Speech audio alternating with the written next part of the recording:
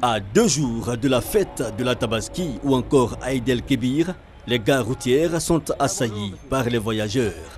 Il est 9 h ce matin dans cette gare difficile de se frayer un chemin. À même le sol, d'autres sur leurs bagages, certains debout, tous dans l'attente. Quelques-uns encore sont dans la file pour l'obtention du ticket. Je vais à Djibberoa précisément. Ils m'ont dit de prendre le ticket d'Issia. La fête de la Tabaski, moyen choisi pour retrouver la famille et les amis. La Tabaski, c'est vraiment le moment de se retrouver, de partager et puis de communier en prière. Dans la ferveur, quelques plaintes cependant s'élèvent. Elles portent sur le retard accusé par les cars. Nous sommes là depuis 6 h du matin, certains même depuis 5 h. Il n'y a pas de véhicule, nous attendons toujours depuis là. Je suis arrivé à la gare à 5h30 par là.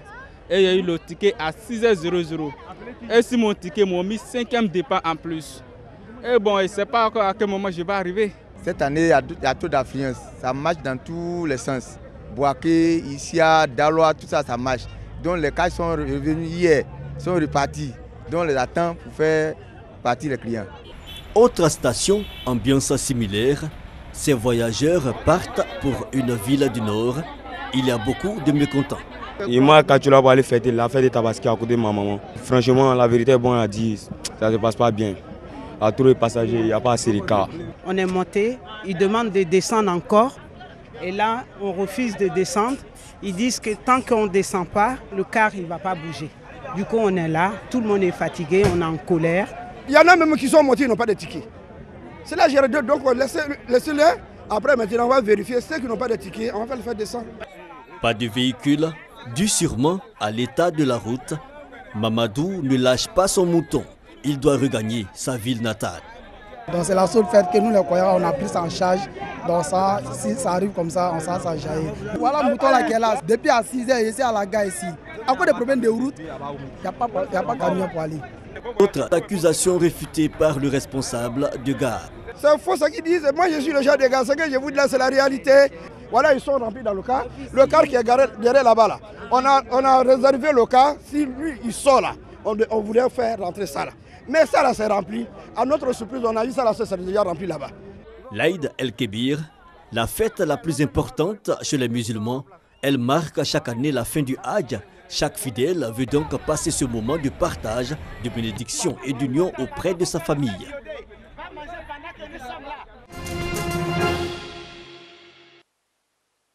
Abattoir de Williamsville à Adjamé, à côté des vendeurs de bétail, ses enfants, leur tâche, laver les moutons.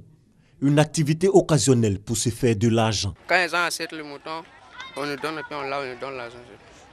200, 500, 1000 francs.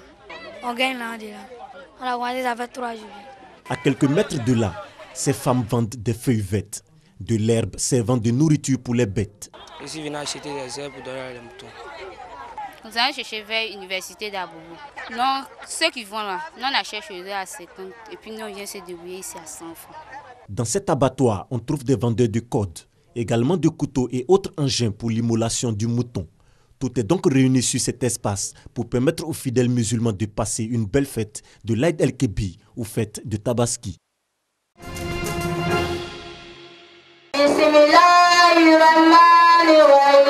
Ils sont élèves des établissements primaires et secondaires. Leurs vacances ont été mises à profit pour l'apprentissage du Coran et des valeurs de l'islam. Ces enfants, en plus de lire, écrire et parler le français, viennent d'ajouter à leur connaissance les versets coraniques et la vie de la communauté musulmane. Je viens d'apprendre le Coran parce que je ne connais pas plusieurs sourates. On nous a appris à prier, mais dans la prière, on dit aussi, après 2 rakats, on dit la taïa. On a appris aussi la vie du prophète. Sallallahu alayhi wa sallam. Les enfants étaient attentifs, vraiment, ils étaient vraiment motivés, les parents aussi, parce que le nombre des enfants nous démontre vraiment le dévouement des parents pour cette cause-là. Près de 300 enfants ont participé à cet apprentissage islamique pendant 2 mois. Un programme du comité de gestion de la mosquée Al-Moubarak d'Anador à Aboubou. Étant donné que les enfants sont dans les écoles classiques, dans les écoles occidentales, donc nous avons décidé pour les faire revenir en islam, pour les former islamiquement, pour que vraiment ces enfants-là soient les cadres de demain. Après leur formation, Ces élèves sont récompensés. Leur promotion porte le nom de Habiba Dambélé Saoui, directrice de l'information à la radiodiffusion télévision ivoirienne RTI. La marraine a salué l'initiative, félicité les apprenants et encouragé les parents à faire connaître l'islam et le Saint-Coran aux enfants. Elle a offert des tablettes numériques aux meilleurs apprenants.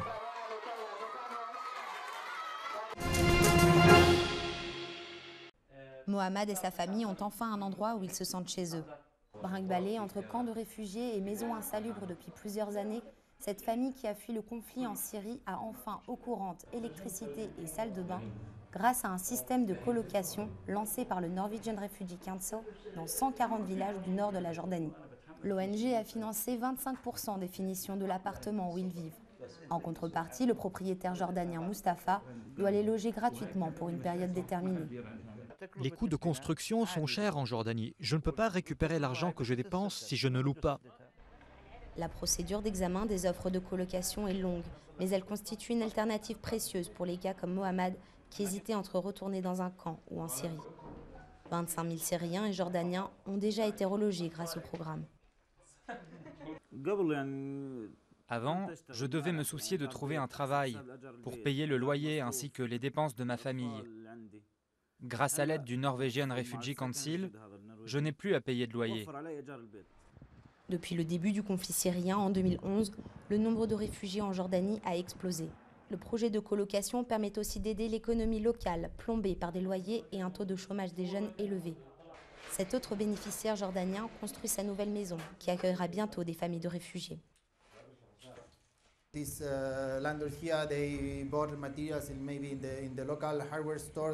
Ce propriétaire a acheté son matériel dans un magasin local. Il embauche des travailleurs locaux. Ce sont parfois des Syriens, des Jordaniens, des Égyptiens.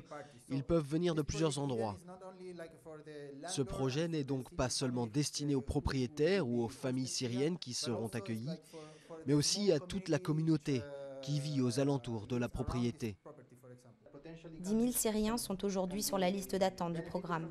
L'ONU dit avoir enregistré plus de 680 000 réfugiés syriens en Jordanie, dont 80% vivent en dehors des camps, attendant, comme Mohamed, de reconstruire leur vie loin de chez eux. Le 30 août 2011, en Libye, les rebelles veulent en finir et lancent un ultimatum. Le chef du Conseil national de transition, Mustafa Abdel Jalil, a adressé un ultimatum aux forces loyalistes dans les derniers fiefs du régime, dont Sirte, pour qu'ils se rendent, faute de quoi ils s'exposeraient à des opérations militaires. Muammar Kadhafi est toujours introuvable et les rumeurs continuent à le donner comme s'étant réfugié dans la région de Sirte, 360 km à l'est de Tripoli, dont il est originaire. Le dirigeant libyen déchu conserve une capacité à commander et contrôler des troupes. Les forces pro-Kadhafi cèdent du terrain de manière ordonnée et se retirent sur la moins mauvaise de leur position, compte tenu de leur armement. Dans ce contexte, l'OTAN a averti qu'elle poursuivrait ces bombardements jusqu'à ce que la population civile soit pleinement en sécurité. Les rebelles sont positionnés de part et d'autre de cette ville et y envoient des renforts. Contrôler cette cité côtière de 120 000 habitants porterait en effet un coup fatal à l'ex-régime libyen. À l'est de Sirte, la ligne de front se situait au-delà du hameau